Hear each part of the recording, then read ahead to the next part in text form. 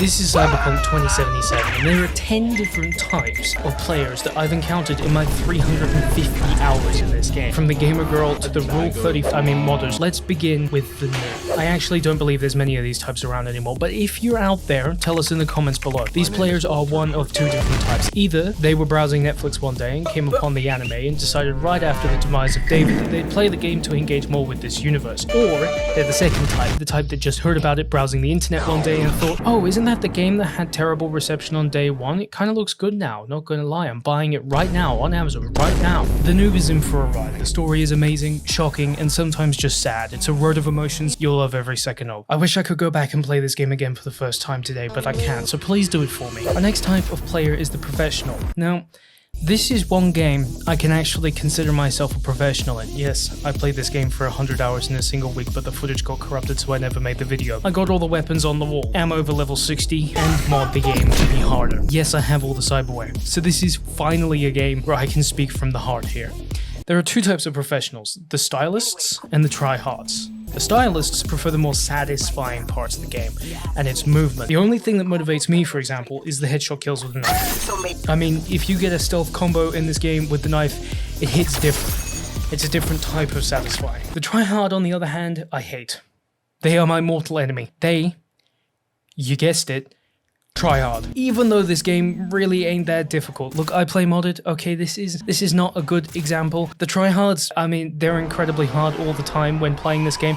I prefer knives because they look like this. I'm rock hard right now. That's literally it for this type of player. I mean, you either actually try hard, which is not worth it, or you just enjoy your time and enjoy the satisfying parts of the game. We usually save this for last or near the end of the video, but I wanted to give a shout out to the homies. When this game was still receiving updates, they were on top of CDPR. They were never on bottom. I never read patch notes, so these guys came in clutch when trying to understand what the fuck they changed and how it impacted the gameplay. Namely this. This changed everything for me. Now they mostly cover the best mods which have been released, which, like Skyrim creators, comes in clutch when I'm planning a new playthrough of the game. Thank you for your hard work every single day. The lazy people like myself appreciate it. Okay, so the modders will remain pretty much the same for every game, but in Cyberpunk they enjoy mostly new armor sets. The amount of archive Excel shit I have seen on Nexus, how many of you just make porn? You'll make more money. This makes 0 sense. I'm not even sorting by NSFW, and it's all NSFW. There's a nipple ring mod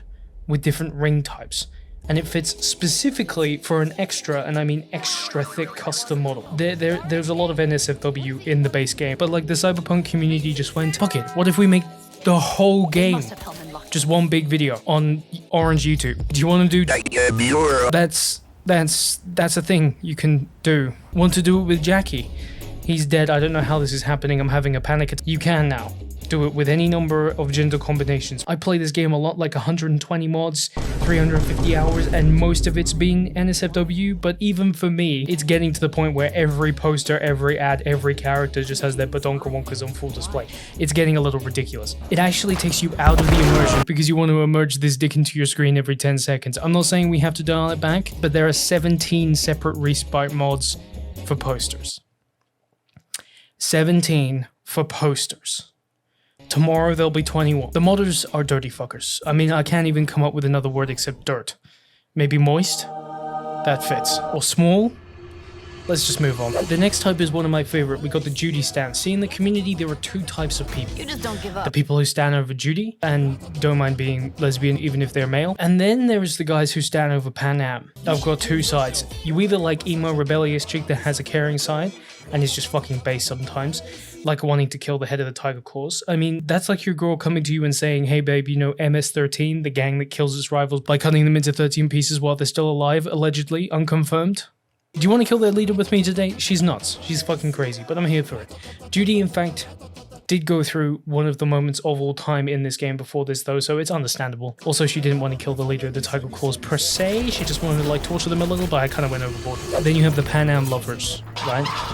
Damn, I really hit that hard art. We have the Panam Lovers. Saved it. They're basically in love with Panam because she's a badass. You get down and dirty with her in a tank. Hey babe, I just got the new Panzerkampfwagen 3. Get in, let's go to New York. I know the perfect tower parking That's the dedicated 9/11 joke of the video over. Moving on. She's a badass. First, her sniper rifle is insane. It's the only suppressed sniper in the game, and it's insane. She not only frees her rival from her clan, but they've got the whole family thing from Fast and Furious going on. Like, overall, the avocados are just a vibe, man. Then there's the fact that you raid Arasaka in previously mentioned tank, and Adam Smasher kills Better Call Saul, and then you absolutely eviscerate his testicles together. She helps you kill Adam Smasher.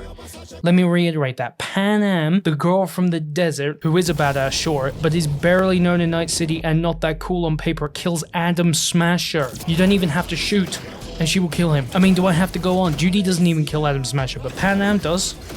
Holy shit, she's insane. Okay, so this is technically a subcategory of the modders, but the hardcore players add mods to the game to make it harder. There's something called Hardcore Combat 2.0, and when you play with that mod and Stealth Runner installed and play on the hardest difficulty, you get this insane mixture of the hardest Cyberpunk gameplay you can ever experience, mixed with the best stealth addition to the game ever created. You can get one shot, and you can one shot any character in the game.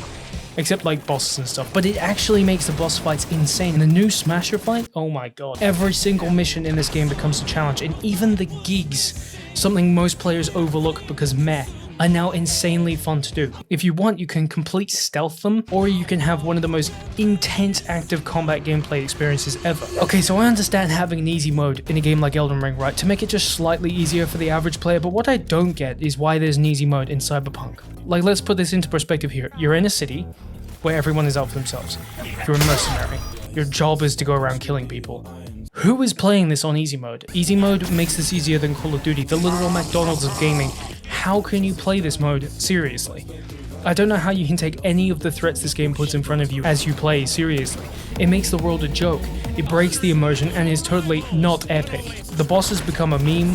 Play normal mode, at least, please. I get wanting to see the story, but if you're playing this on easy, the game becomes easy enough for a 6-year-old to beat, and 6-year-olds should not be playing this game.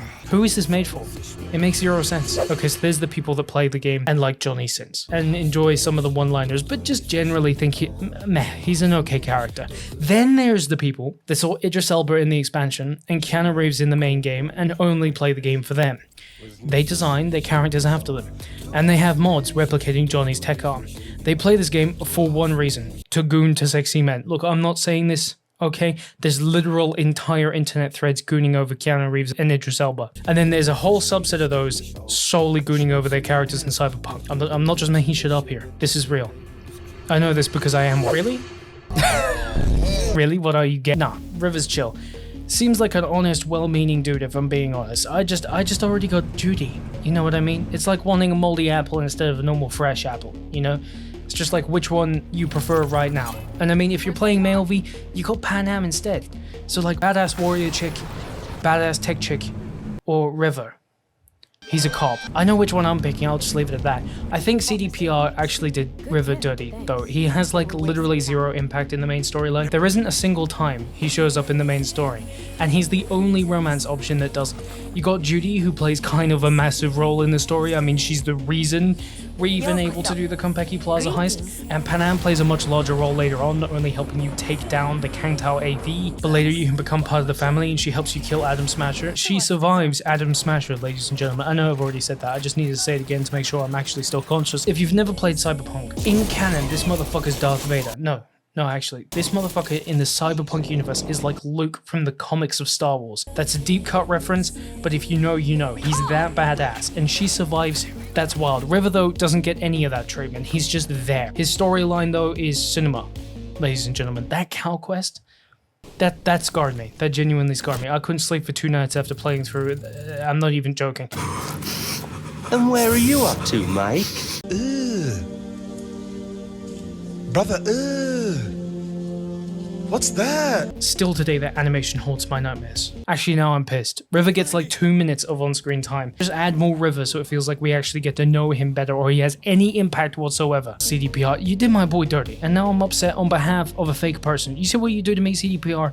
You see what you do to me? That's the 10 different types of Cyberpunk players. If you enjoyed that, you might enjoy this one we did last time on Elden Ring. Skyrim is next, so subscribe and you might get it recommended to you when it comes out. I'm not sure, but I'm sure it's going to be amazing. Like this video so it grows and more people who like River can be laughed at and then defended emotionally.